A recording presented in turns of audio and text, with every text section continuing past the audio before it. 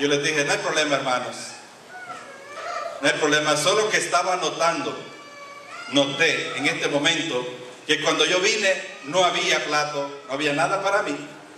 Pero vino el pastor Morán y ahora sí sobraba.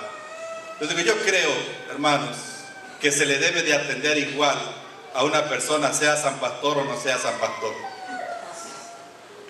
Y los hermanos, déjenme decirles que en esa semana, pues ellos no me tiraron a las nubes porque no se podía.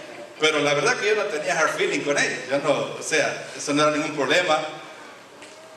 Pero sucede que a veces tendemos a juzgar, tendemos a ver a los demás y a compararnos. Porque yo tengo esto y tú no lo tienes. Porque yo tengo este tipo de ropa de marca y tú no la tienes. Tu marca es Goodwill o Salvation Army o Samaritan Center. Sí. Y me creo, y Satanás me pone eso, esa nubecita, esa cosa en mi cabeza, a comenzar a pensar que yo soy mejor que los demás. Yo soy mejor que tú. O yo soy mejor que tú, porque yo hago esto y tú haces aquello y yo lo estoy haciendo mejor. Debido a eso, es que tenemos una parábola que quiero invitarles a buscar esta mañana en el Evangelio de San Lucas, el capítulo 18. Jesús refirió a ese día esta parábola que encontramos en el Evangelio de San Lucas en el Nuevo Testamento, en el capítulo 18, versículos 9 al 14. Y voy a leerlo y dice de esta manera. ¿Ya lo tienen, hermanos? Muy bien, voy a leerlo. 18, versículo 9. Comenzando del versículo 9. A unos que confiaban en sí mismos como justos. Oh, eso está fuerte. A unos que confiaban en sí mismos como ¿qué? Como justos. ¿Qué quiere decir una persona justa? Una persona que se declara justa quiere decir yo no peco, yo soy perfecto, yo no tengo ningún problema físico, no tengo nada que ver con nadie, yo realmente soy diferente y soy mejor que los demás porque yo soy justo. Pero Jesús dice, a unos que confiaban en sí mismos como justos y menospreciaban a los otros, dijo también esta parábola. Dos hombres, y ahora aquí viene la parábola, dos hombres subieron al templo a orar. Uno era fariseo, el otro era ¿qué? Un publicano. Vamos a parar un momentito aquí. ¿Qué cosa es un fariseo? ¿Qué era un fariseo en ese tiempo? Un fariseo era lo que se llamaba un guardador de las leyes. De las leyes, sea los 10 mandamientos y las miles que se habían creado en esa época. Porque no es hora, cuando está hablando de las leyes, no estamos hablando de los 10. Ah, no. Eso era cada día como creando pólizas. En mi trabajo, donde yo trabajo ahora en recursos humanos, se me requiere, tengo que crear pólizas. Vemos ciertos problemas, ven aquí, los celulares aquí, un nuevo memorándum, nueva póliza. De ahora en adelante no se puede hacer esto. Y los fariseos tenían sus reuniones y un nuevo memorándum, una nueva póliza acerca del sábado. ¿No? Del sábado, hermanos, había, según he leído, más de mil leyes acerca del sábado. Ya solo faltaba que los fariseos dijeran que si tú respirabas era pecado porque estás haciendo un esfuerzo, un ejercicio al respirar. Ya solo faltaba que dijeran eso. Pero no se podía hacer nada. Un pañuelo, tú no podías cargar un pañuelo, eso es trabajo. Pero si ese pañuelo te lo ponías aquí con un alfiler en tu vestidura, entonces tú no podías andar porque eso era parte de tu atuendo, era parte de tu vestuario y eso no era pecado. El pecado era cargarlo en la mano.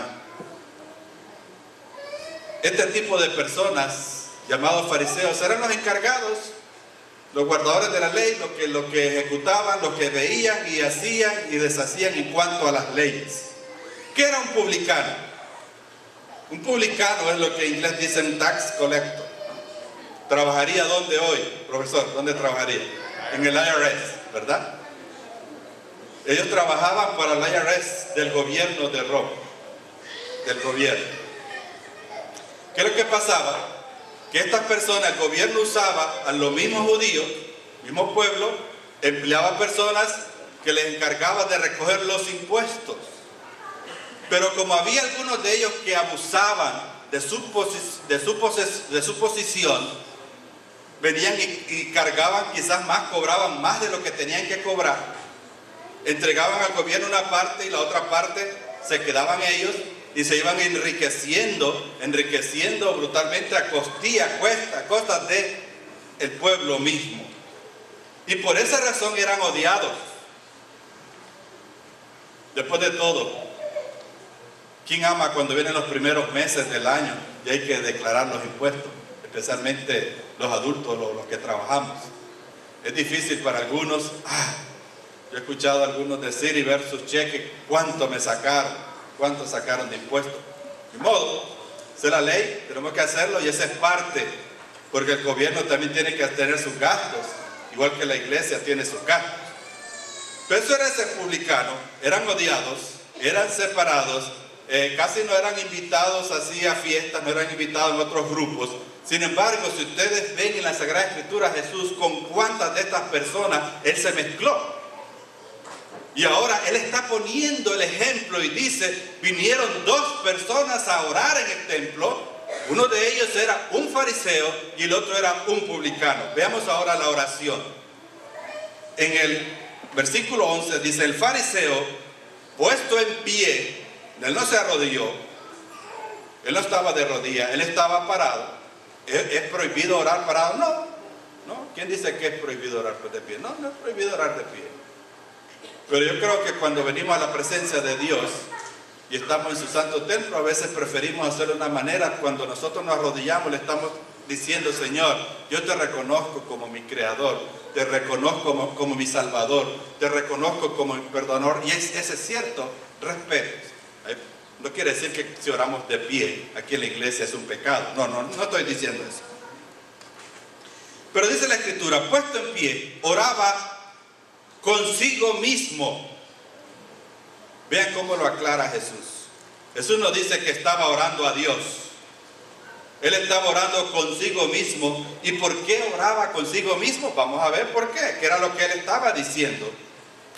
De esta manera él estaba orando consigo mismo. Dios, te doy gracias porque no soy como los otros hombres. ¿Y cómo son los otros hombres? ¿Cómo somos los demás? Si tú hubieras estado ahí, yo hubiera estado ahí y oímos a este hombre orar, ¿cómo te hubieras sentido tú? ¿Cómo me hubiera sentido yo? Estás sentado ahí y tú oyes aquí a alguien que en voz alta, de pie, pasa aquí al frente, cerca del altar de la iglesia, y oyes que esta persona dice, Señor, te doy gracias que yo no soy como los demás hombres. Y él señalando, y en eso que señala, te está señalando a ti, Juancho. Sandra, te señala a ti, me señala a mí.